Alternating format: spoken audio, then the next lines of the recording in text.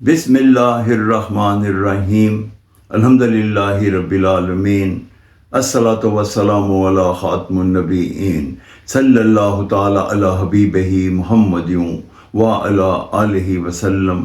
السلام علیکم ورحمۃ اللہ وبرکاتہ۔ میری آج کی حدیث صحیح مسلم 2692 نمبر۔ دو جہانوں کے سردار سرور ذی شان محبوب رحمان عز و جل آمنہ کے لال ابو القاسم حضرت محمد صلی اللہ علیہ وآلہ وسلم نے ارشاد فرمایا، سبحان اللہ و بحمدہ۔ ترجمہ: پاک ہے اللہ، سب تعریفیں اسی کی ہیں، جس نے صبح کی اور شام کی اور 100 مرتبہ یہ کلمات کہے تو قیامت کے روز اس سے بہتر عمل نہیں لائے گا، سوائے اس کے کہ اس نے اتنی بار ہی یہ کلمات کہے یا اس سے زیادہ کہے۔ اس حدیث مبارکہ کا یہ مفہوم ہے کہ سبحان اللہ و بحمدہ یہ ایک ایسا ورد ہے جس سے بہتر اور کوئی ورد نہیں۔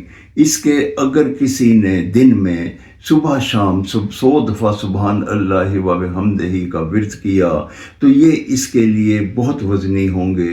روز محشر جب اللہ تعالیٰ میزان سے جائیں گے تو اس میں ان اعمال کو ڈالا جائے گا۔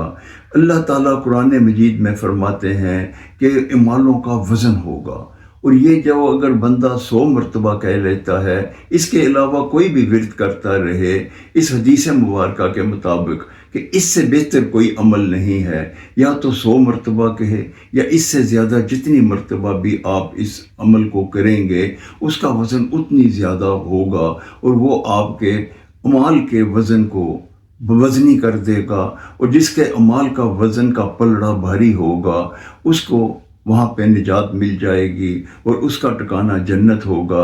اللہ رب العزت ہمیں اس ورد کو اپنے معمولات کا حصہ بنانے کی توفیق عطا فرمائے، آمین یا رب العالمین۔ السلام علیکم ورحمۃ اللہ وبرکاتہ۔